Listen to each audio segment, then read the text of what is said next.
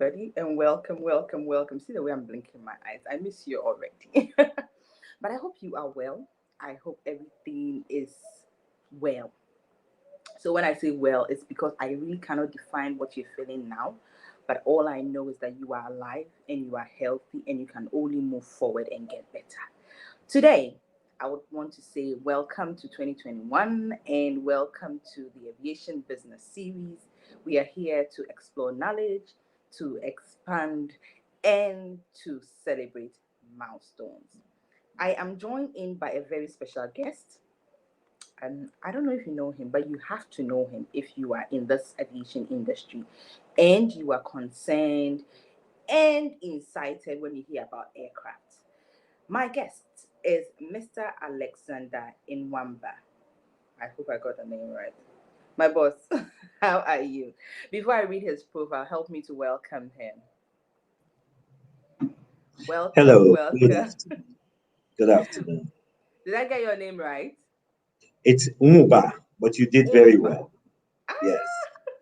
that is a good leader, you see. He's actually complimenting me for trying to pronounce his name right. Thank you, sir, for being on the show. How are you, please? Great. Thank you. Thank you for inviting me on the show. It's my pleasure to be here to participate with in your very exciting program. Great, and thank you, sir, for this time. So, today we are talking about tuned in leadership. And before we get into the topic, maybe a little profile about yourself so that our audience would know more about you before we get into the topic. Currently, you are the president for the Aircraft Owners and Pilots Association Nigeria, but that is just one part of your profile. Can you please do me the honors to give us a rundown of your profile? Thank you very much. Yes, as you indicated, I am the current president of the Aircraft Owners and Pilots Association. It's an association of aircraft owners around the world. This is one country representing the global association, which is present in 87 countries out of the US, and it is an association of people that own general aviation aircraft, not the airliners, but the private aircraft, business jets, small airplanes, helicopters, gliders, and everything else in that space. Uh, they operate owners of that, as well as the pilots that operate these equipment. I came to this because I have been in the sector for a number of years, prior to which I was the chief executive of an airline in Nigeria called Associated Airlines. I left that after a while. I'm what you call a prolific investor. So I was an investor in that company. Investors grow businesses, reach maturation, or take the value and move on to the others. And so I was there until I grew that business. Then I left to join the national carrier of the Republic of Benin called West African Airlines. And I was there as the deputy managing director in charge of strategy and business development. So it was a national carrier that had been defunct, and they invited me to get it back, which is to raise funds to get the airline back in the air. We did that, and we did that too very well. And from there, I proceeded to Ghana, where I set up a brand new airline called Smile Air. And from Smile Air, I returned to Nigeria again, where I'm setting up another airline as well as president of the Aircraft Owners and Pilots Association. And so you talk about those are the day jobs. On the sidelines, I have a lot of additional interests. I am also the chairman of the West African Fashion Council. You may Mm-hmm. not tell that from my dressing, but I provide mentorship to the leaders of that council across the entire West Africa. And so they've nominated me as their chairman to provide to them strategic direction, help the organization grow, provide advice on funding and ideas moving forward. At the same time, as I told you, I'm a prolific investor. I head currently a company based in Ghana, Nelike Capital, which is a company based around fundraising, capital raise, supporting business growth organization. At the same time, I'm also the chairman of a South African business doing exactly the same thing, Tact Capital, which helps small Black businesses and other small businesses raise capital for their investments. I have my hands in many, many industries. I've headed companies in telecommunications, in aviation, in practically any industry I played get in that. those industries. And so it is this round knowledge that I bring to the table in supporting this. Basically, today, I'm focused on supporting businesses, helping young people's ideas evolve and continue to play a role in the aviation sector through the professional organization. Fantastic, fantastic. This is absolutely fantastic because once you're on your journey, you have come to that point where you are able to define what you actually do, not in terms of being having a title, but actually the role that you play to support these businesses. And that is absolutely amazing. Thank you for putting your life on and for doing so much so that you could actually bring out the experience to the table. Today, as we talk about tuned in leadership, one of the questions I want to start with is how do you start when you are not so good with the skill for that particular business? How do you start when you're not so skilled? That's an excellent question. When I came into aviation, I came out of that from the payment system. I had pretty much set up the first payment systems in Nigeria, first ATM, first smart cards, first telecommunication related to payment space, etc. And aviation was new to me. Uh, Aviation was new to me. If you think about it, I was a pilot, yes, but I hadn't run an airline. And so when your question directly goes to the point as to I'm called to run a business or invest or start up a business. But what you find in any business is that your employees usually have the experience required. And so what a true leader does is not take the axe or take the hoe and dig the ground. What he does is he brings out the best in the people he finds in that space, either as new employees or someone that takes over a business in which he finds assets that are not optimized. So you try to bring out the best in people within that organization. In the process, you as the leader learns the business from a supervisory role. So basically, the answer to your question is the resources required for the success of any business exist either in the business today or in the people you bring on board with their experience. Your job as a leader is simply to direct and channel their energy to optimize their performance. Mm. So your job as a leader is actually to direct, and I get that. Thank you for that point. But my next question is, when you are directing people and they have various or diverse areas, how do you come in and actually motivate them to do better than what they are already doing? Motivation. Wonderful, wonderful.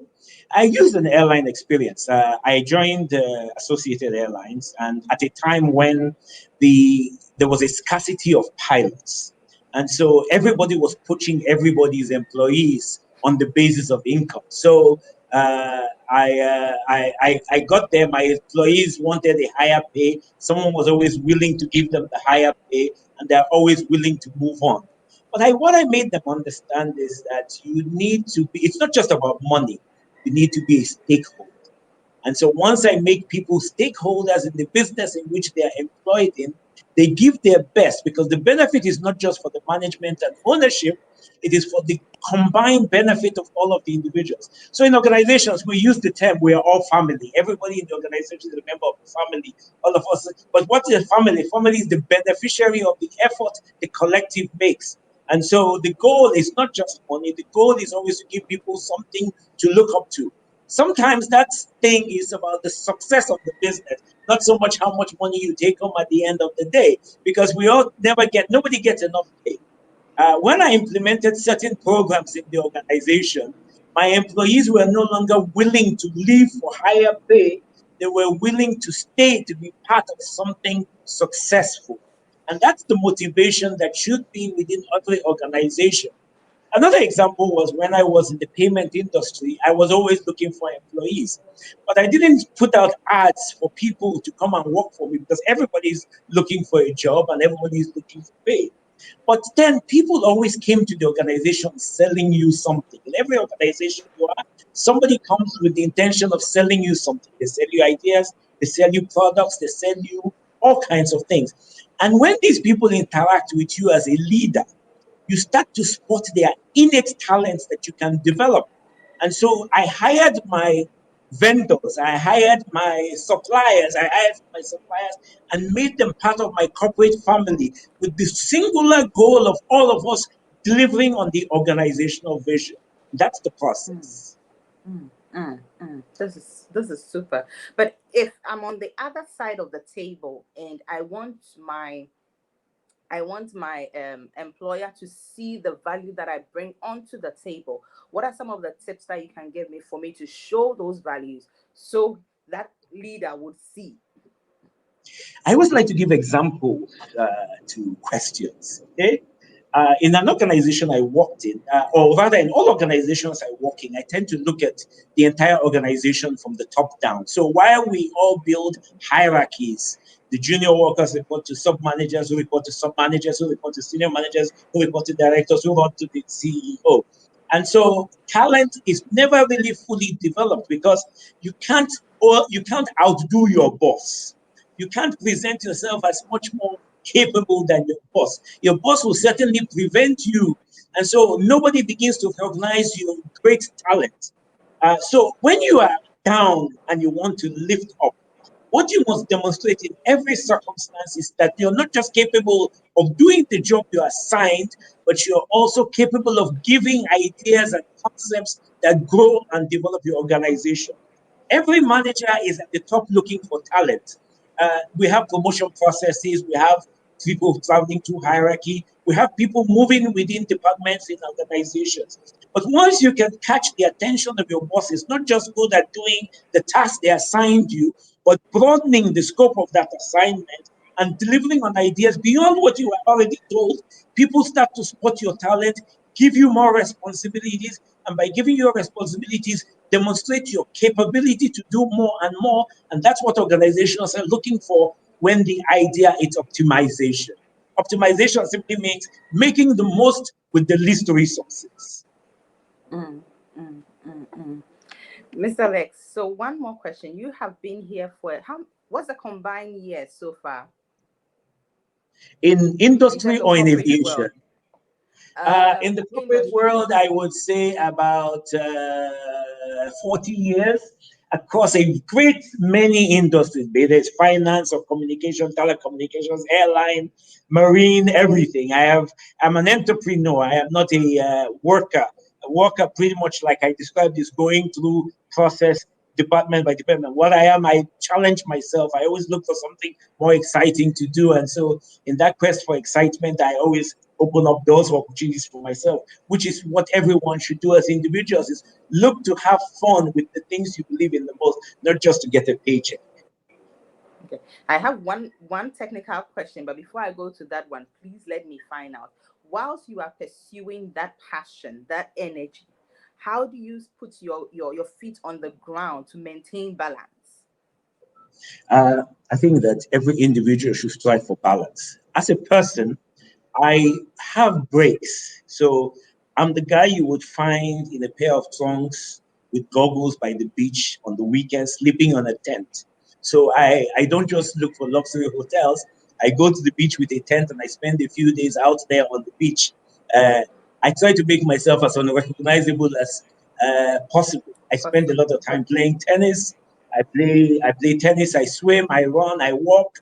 I do everything. I take holidays regularly. So a few times a year, I would go away and shut out the business because my business is never really successful unless I can walk away from it and let things work the way they used to work. So balance is in finding perfect health, perfect state of mind, and perfect ability to accomplish things within the company. Thank you. I'll take just a few more minutes so that I let you go. I can see your attention is needed elsewhere as well. As Maybe, always. yes, as always. Some mechanisms that we can use as the airline industry or the aviation industry in Africa to make it more sustainable. So many national airlines have come up, and somehow, some ways, they go down again. But you, as a president for the private owners of aircraft, maybe some insights on how to run and make it more sustainable? Number one, as I always say, it's in the customer comes first. There's always a question of who comes first, the employees or the customers. The customer comes first. He provides revenue to the organization. Now, why did I not say the employee comes first? Because the employee is part of the organization providing service to the customer. So there aren't three parts to this equation, but two: the employees that are part of the organization and the customer. Everything we do must be centered around the satisfaction of the customer. When we focus on that, we begin to create value. Then, once we've taken care of the customers, we must give a stake to the employees. The leading cause of airline failure in Africa, no matter which country, and I've worked in most of them. I have mentioned, worked in Mali, I worked in Senegal, I worked in Gambia, all across. I worked in with the Chinese in the aviation sector. I've worked in many regions of the Persian area, the Middle Eastern area. The leading cause of airline failure is lack of corporate governance, where one individual makes decisions without carrying the entire organization along. So, no matter how much of a genius you are, you must create processes within your organization to succeed. It's not just in aviation, but very critical in the aviation. What that does is keeps you from pilfering from the till. I had a friend who had run a very successful airline that didn't last very long because every day he took $50,000 from excess baggage sales and took it to Paris and had champagne and wine and everything. And aviation is a very tough business. It gives you a lot of money daily, but then once in a while, every 1 year and a half or 3 years, it asks for most of that money back for aircraft maintenance. So we need tough fiscal discipline, financial discipline to succeed in the airline business. But we also need that in practically every industry. So the leading cause of failure is in the private sector is one man's ability to take all the money. And in the public sector, the lack of money coming in from government officials who think that the airline belongs to the government and so they don't have to pay any bills, or they can carry friends free of charge, or give the service to their girlfriends on the weekends at no cost, etc. So money is the leading cause of failure in the airlines industry, and we need the discipline. And that discipline comes primarily from having corporate governance processes, the way things need to be done properly. Uh, we're also facing an industry in which you have declining demand for personnel. So in a few years, airplanes will fly themselves. Cabin crew may not be needed as much because we can have the meals before the flight. We don't have to have them on board the aircraft. We'll continue to need engineers as much as we'll continue to need doctors and nurses going into the future. So there'll be less demand for pilots, less demand for cabin crew. If there's demand, the growth for airlines, we need bigger airplanes and less ones. But during COVID, we say we need less sized airplanes than bigger ones. But one always has to look towards the future. So you must keep your eye on the present with a view to addressing the future. It's not an industry I will encourage many people to go into, because over the future, there'll be demand for less and less of the people we think that are important now. Maybe even at the airport, you won't even have to deal with a check-in attendant, because robots and automation will do that. Today, we check our bags in ourselves. We can print our own boarding passes at home. We can scan it on the machine. So while we look to encourage everybody to jump in this industry, we have to be aware that the future is dynamic and ever changing. If I get you right, that means that in the future we are looking forward to more of the AI coming in. So more technical hands behind the scenes. That's what's going to happen. Yes, we're looking for technical hands behind the scene, software programmers, software developers, software engineers, people that understand training of robots, artificial intelligence. I mean, if machines can do surgery, machines can change tires and clean aircraft and do maintenance work more Hmm. efficiently than humans. Human beings are subject to thought processes that may not be sequential. When machines do these jobs, they're done in a very sequential and thorough manner. We still use machines to check X-ray for rust and corrosion and all kinds of things. Machines will do these jobs. And so in the future, machines will do a lot of the things that we humans are used to. So as I said, we'll need more nurses and automation. We'll need plenty of doctors.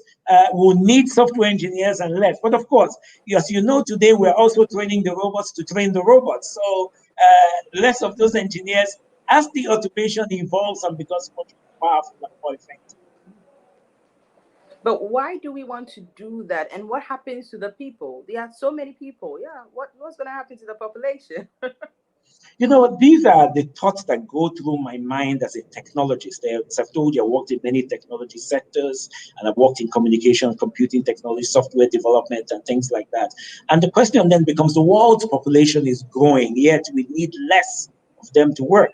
People, Machines will yeah. do the farming, machines will do the thinking, machines will do surgery, do all of that. And so that's why you see some people talk about reducing the world population, which is not a very good thought process. But I think that somehow man will learn over time to compensate people for work that machines do until we as human beings understand that they need less and less of us, and then we produce less and less of ourselves.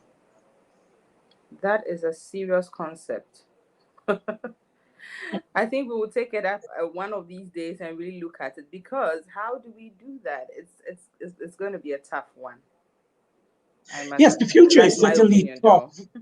The future is certainly tough for the less intelligent and the less skilled. Certainly tough. But at the end of the day, we're all human beings. And, you know, we even in the world we live in today, not everybody is employable, not everybody is skilled, nobody is educated. But we have social welfare and support systems in many economies to take care of these people. It's not so that such the case as it is in Africa. But the reality is that as human beings, we will find ways to deal with the challenges of less people employed, more machines doing the work. And so maybe there'll be a social welfare system for humans when robots do the work. Hmm. I look forward to us having that discussion very soon. But moving on back to our topic, then how do leaders, as of now, prepare their teams and their employers to begin to be skilled in areas looking forward, knowing that things are going to change?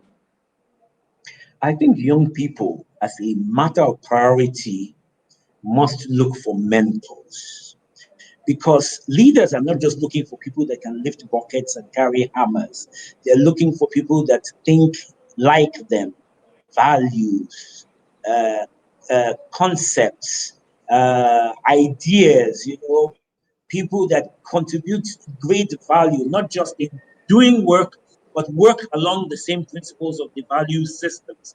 And so, young people today, as I said, look for mentors that can direct you to the appropriate values, their appropriate sense of work, their appropriate sense of accomplishment. A lot of those things that are not tangibles because we focus too much on the tangible components of what we do rather than the more important human aspect of what we need to be doing. That's why we have crime, we have all kinds of challenges within our societies because we have much more complex issues that we are attending to presently. Mm-hmm. And as you mentioned, it's very important for us to know that coming up with values doesn't take 2 seconds. It's a journey, and so it takes longer than just obtaining the skill. So I get you when you talk about mentorship. Thank you for that. So Thank I'll you. let you go, but before you leave, can you let us know some of the challenges that you have seen on your journey for the past 40 years, and about 5 tips that have really helped you to stay relevant in your quest? Number one, focus. I have had a really difficult time finding employees because the world is too distracted. I grew up at a time when I was young when there were two channels on the television, no internet, no social media, none of these things that seem to have taken away all the attention of the youth. So today's youth, while they should be paying attention to issues at meetings and discussing issues of the future, they're looking at Instagram pictures, making Snapchat videos, and doing all of the things that distract them from the real knowledge they need for success. So focus is number one. Number two is education. In the past, you needed to go through a series of classes and exams to be selected to go to Harvard. But today, the same skills, the same tools that are so destructive are the same tools that give you a Harvard education without leaving without leaving your village in somewhere in northern Ghana or some community in the Gambia.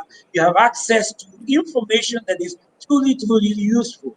So the more you build your education, the more you develop your skills, and the more you focus on the key ingredients for success. Uh, it's very extremely difficult to find young people willing to work, willing to learn, and willing to focus. And so that thins down the available pool of personnel to learn anything. Anything can be learned. You can learn aviation, you can learn programming, you can learn computer science, you can learn robotics, you can learn everything. But the most important thing is the willingness, ability, and interest and focus to learn. Those items cover all your five requirements. Can you give me two more? Two more. I said education, I said focus. I think that learn skills, get a skill, learn something significant and important and different. And then look to the future and ask yourself, uh, is this relevant in the future? Not just what I want to do now. So the second one is one issue that comes to the fore all the time is should I focus on my interests, that is the things I have passion for, or the things that create value in the world. Passion will make you happy, but will never deliver real value unless your passion is aligned with value. So one must look for value and see where that value integrates with passion. But one cannot separate the two. So those are the two things. Find something of usefulness to your present as well as relevant in your future. Awesome. Thank you so much. One of the takeaways for today is finding something that you are passionate about and really aligning it to the present need and moving forward how you're going to use it. So that's one of my takeaways. Thank you. Great, you got that one. Thank you. Thank you so much. How is your day going to be like from now? I just finished three meetings from a group in South Africa, Senegal, USA.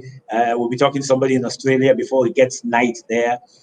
Then I have somebody opposite me at this very table waiting for a meeting. He's been waiting for months to have this few hours. He'll get a few Oh, hours with me. Yeah, and so this is the complexity of taking on the challenge of everybody wants success, but it's a great deal of work.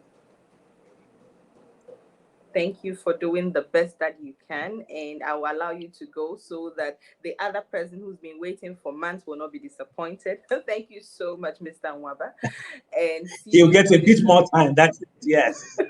Thank you very much. Thank Take care. you. Thank you And so thank much. you for inviting me onto your show. Yes. Thank you so much. Take care. Okay, so if you stayed with us from the beginning up until now, I believe that you have learned a lot. The man is busy, so I can't do 45 minutes, guys. I could only do just about 30 minutes, but I hope you got one, two, or 3 points. So today, thank you for watching, and I'll see you next week. Aviation Business Series is here to explore knowledge, expand, and celebrate milestones. Have a good day.